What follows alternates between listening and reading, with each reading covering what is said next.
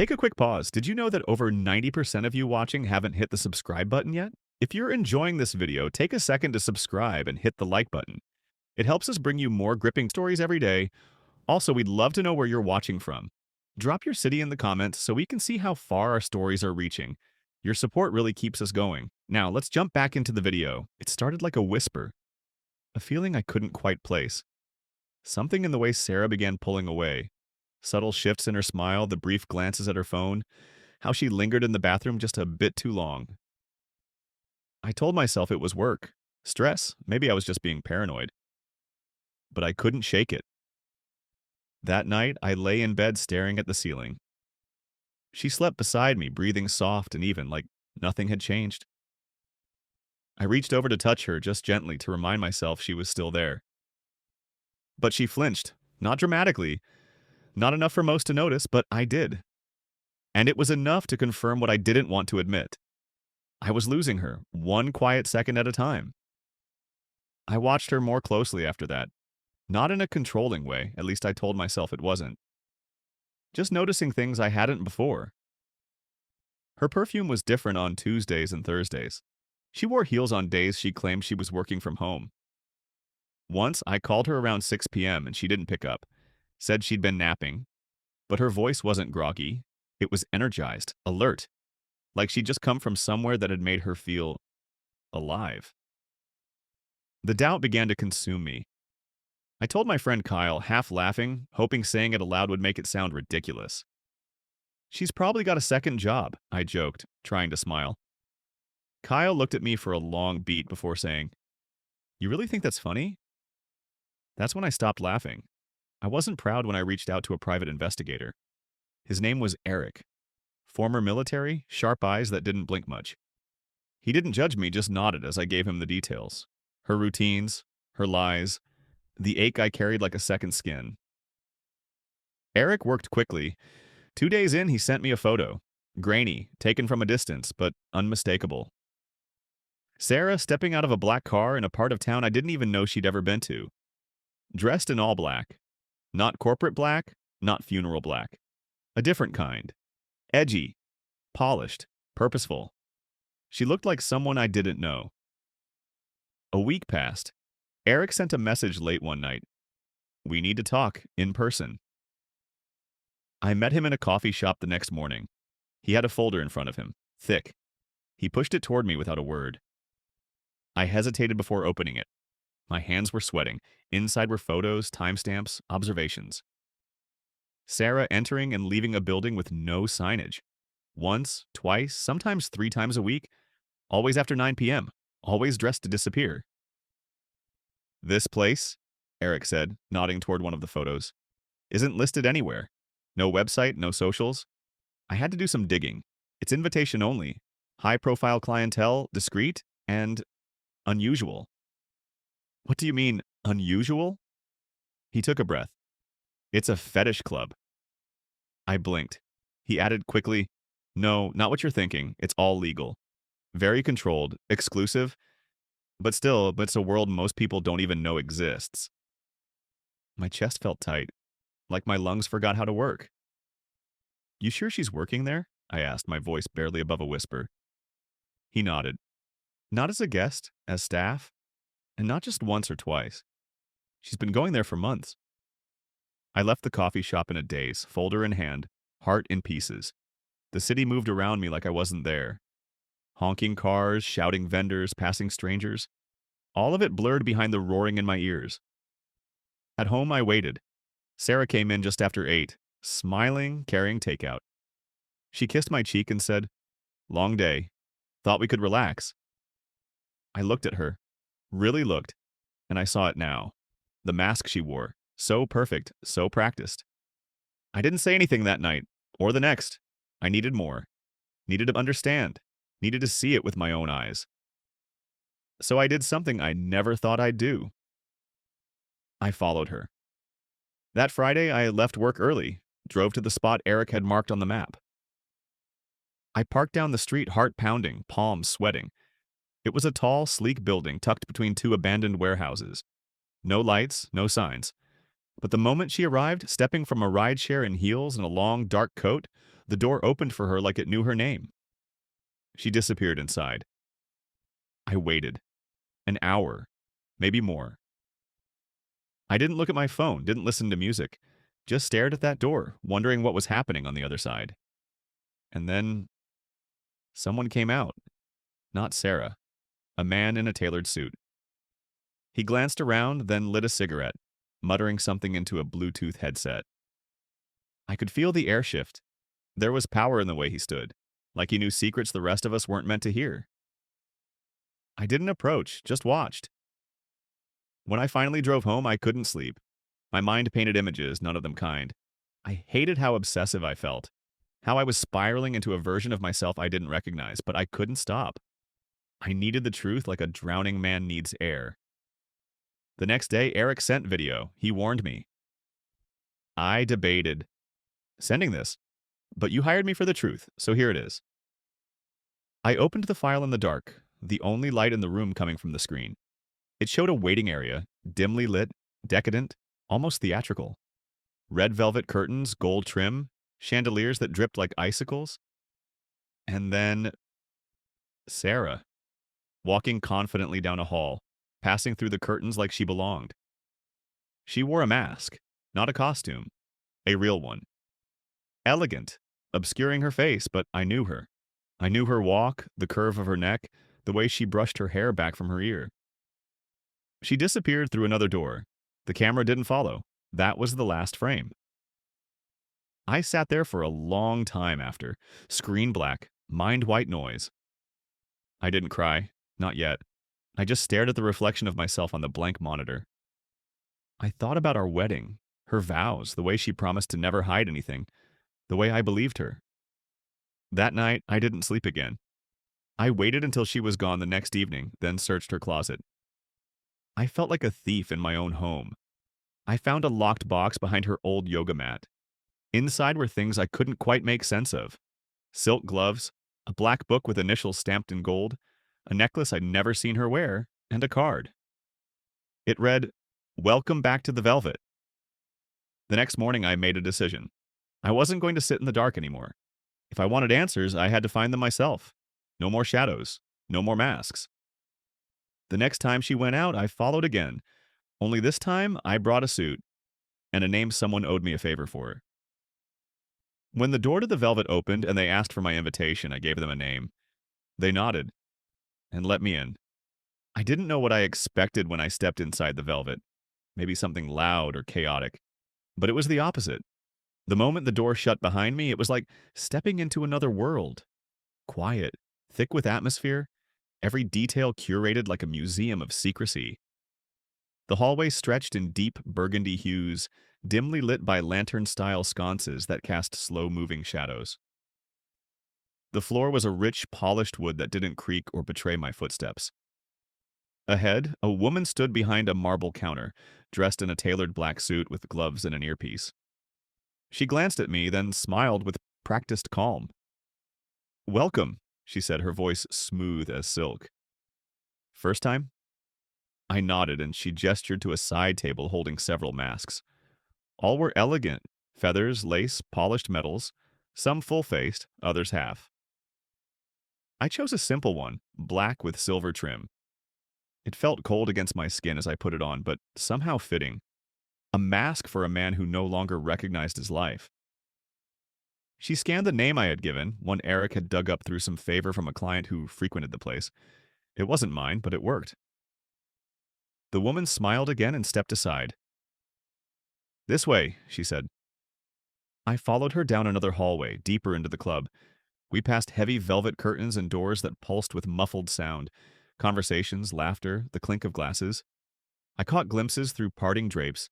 Figures standing close, talking low, dressed in ways that straddled elegance and mystery. It wasn't wild, it was composed, controlled.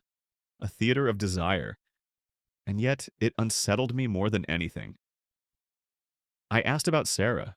I didn't use her name, just described her. The woman behind the counter only nodded. "She's well regarded here. One of our most requested hosts." Hosts? That word sank in my stomach like stone. I wandered for over an hour.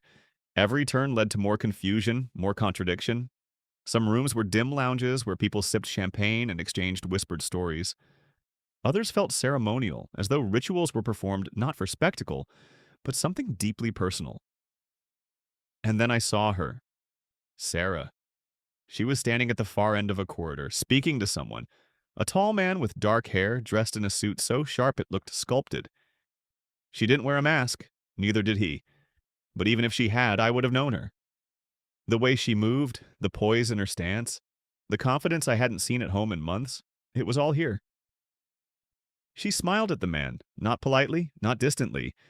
It was warm, real, intimate. He leaned closer, whispered something in her ear. She laughed, free and unguarded. I didn't feel anger in that moment. I felt nothing, just cold. I turned and left before she could see me. Outside, the air hit me hard. The night had deepened, wind curling around me like judgment. I pulled the mask from my face and stared at it. This stupid thing I had worn to fit into her secret world. I dropped it into a trash bin on the curb. I couldn't go home, not yet. So I drove. I didn't care where. Just kept moving through the city, trying to outrun the images in my head. Eventually, I parked on a quiet street, turned off the engine, and sat in the silence. She had a whole other life, a second identity, and I had no part in it. It wasn't just betrayal, it was reinvention. She had remade herself into someone I didn't know. Someone who smiled freely, who laughed with strangers, who wore silk and walked confidently into rooms where I didn't exist. The next morning, she acted like nothing had happened. She made coffee, talked about the weather, asked if I wanted to try a new restaurant over the weekend. I nodded, gave non-committal answers, pretended. But inside, I was unraveling. Every smile from her felt like a blade, every gentle touch like a lie. That night, I couldn't hold it in anymore. I asked her calmly at first if she was happy. She looked surprised. Of course, she said. Why? I didn't respond, just studied her face. The way her eyes shifted slightly, the way she crossed her arms. Defensive, closed. She changed the subject quickly, asked about my work, made a joke. I laughed. She smiled. And I hated that it felt normal. In the days that followed, I became obsessive. I watched her closely, memorized her patterns, tracked her phone when she forgot to disable location sharing. Once, I followed her to a coffee shop before she went to the club. She sat alone, reading a small leather-bound book. I couldn't see the title. I wanted to walk in, sit across from her, and ask who she really was. But I didn't. I just watched her through the window like a stranger watching a performance. Eric reached out again. He had found more information. Details about the club's staff, how it operated. He confirmed what I already feared. Sarah wasn't just an employee. She was trusted, respected. She had been working there for nearly a year, likely longer. Her position was considered discreet liaison, meaning she met clients, ensured rules were followed, offered conversation, companionship. Nothing illegal, nothing explicit, but everything hurtful. I asked Eric if she had crossed any lines that would legally matter. He shook his head. She's careful, professional, but emotionally, that's a different kind of line. It wasn't cheating in the traditional sense. There was no proof of that. But it was betrayal. Deep, personal, secret. I didn't eat much after that. Didn't sleep. My job started to suffer. I missed meetings, forgot deadlines. My coworkers noticed, asked if I was okay. I lied, like she did. One night, I returned to the Velvet, not to confront her yet, but to understand, to see the version of her that had abandoned me. I watched from the lounge again, behind a column, mostly in shadow. She was hosting a table of guests, laughing with them, guiding them gently through whatever experience they had paid for. She was magnetic, elegant, radiant, and it killed me. I realized something then. This place didn't change her, it revealed her. I had fallen in love with the surface, the quiet, kind Sarah who made dinner and folded laundry. But underneath, she had always been more, and I had never bothered to see it. That's what stung the most. I wasn't just betrayed, I had been blind. The confrontation had to happen. I couldn't keep living between silence and suspicion. So I planned it. I made a reservation, through the same client Eric had connected me to.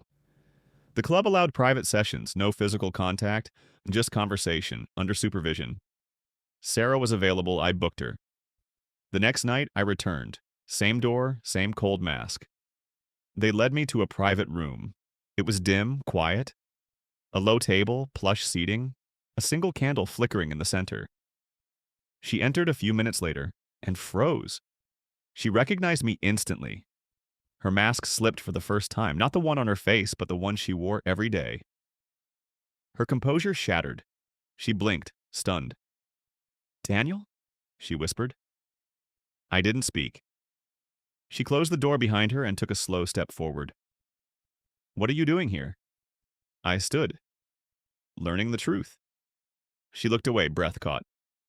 "I wanted to tell you, but you didn't." "I was going to." "No, Sarah, you weren't." Silence. She stepped closer. "It's not what you think." "Then explain it." She looked at me, eyes shimmering, not with tears, but conflict.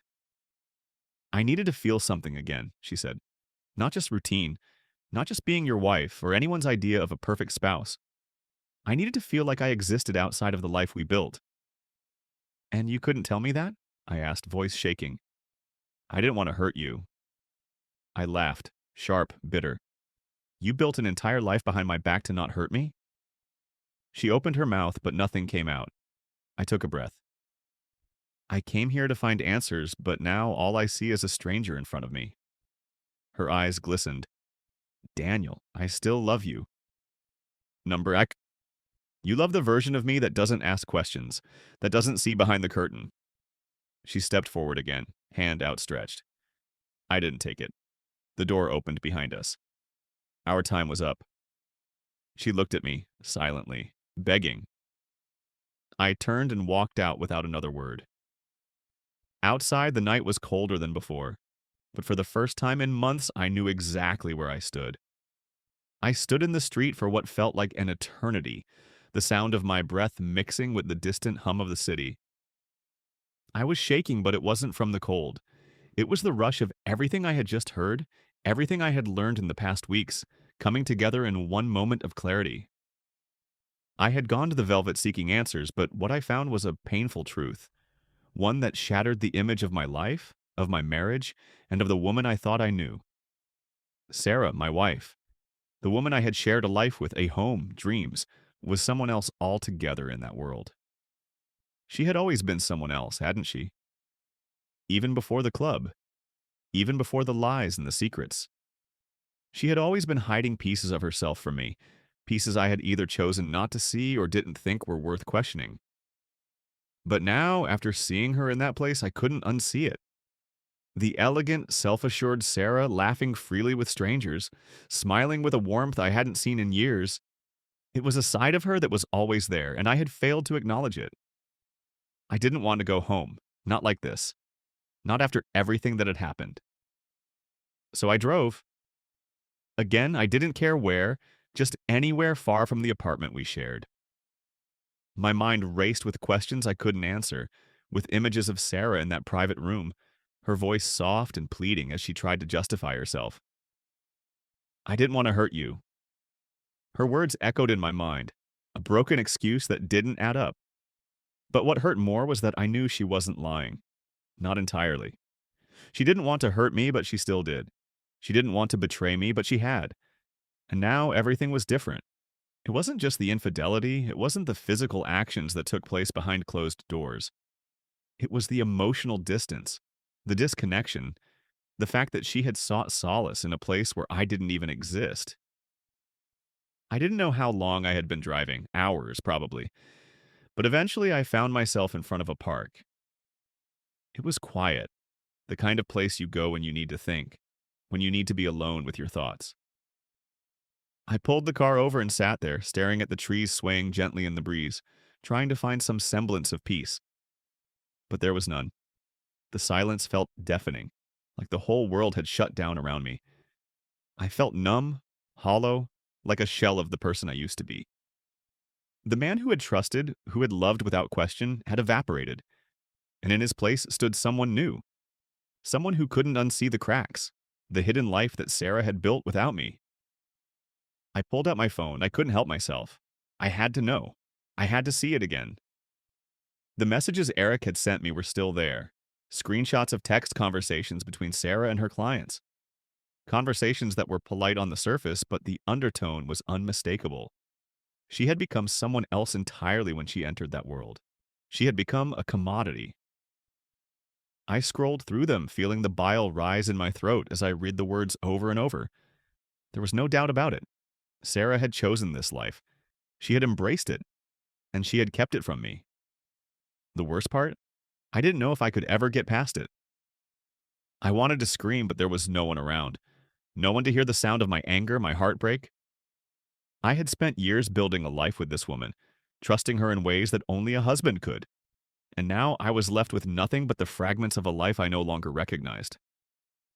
It wasn't the affair that cut deepest. It was the fact that she had been so careful, so deliberate in keeping it from me. She had built an entire world, an alternate reality where I didn't exist. And what hurt even more was that, in some ways, I had let her.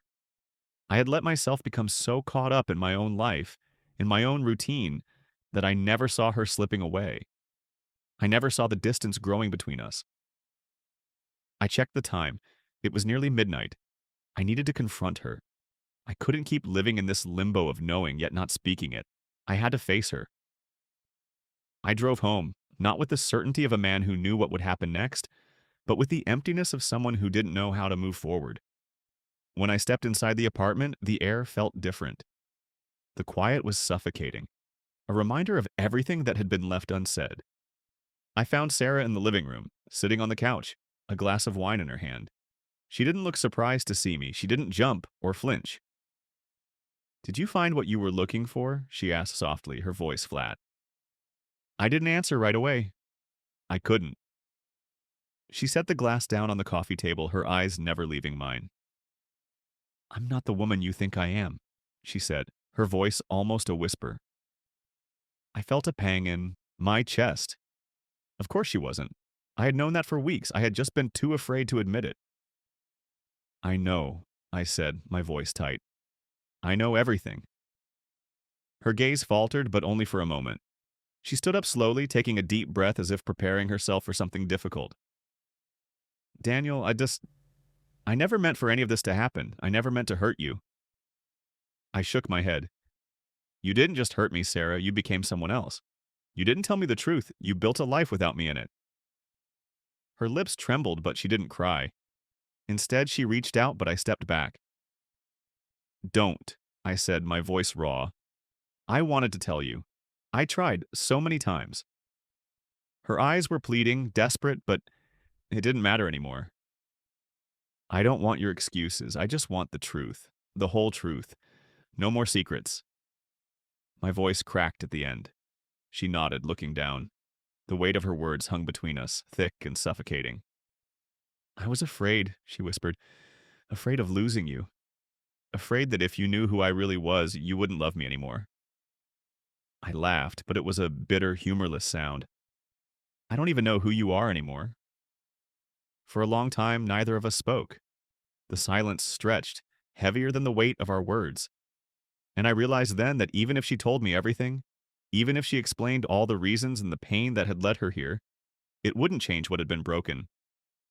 I had already lost her, and she had already lost me. Finally, I turned away. "I can't do this anymore, Sarah. I can't keep pretending that we're still the same." She didn't try to stop me as I walked out of the room. She didn't beg or cry. She just stood there, motionless as I left. And that was it. The end of everything I thought I knew. I didn't know where I was going. I didn't know how to fix the pieces of myself that had been shattered.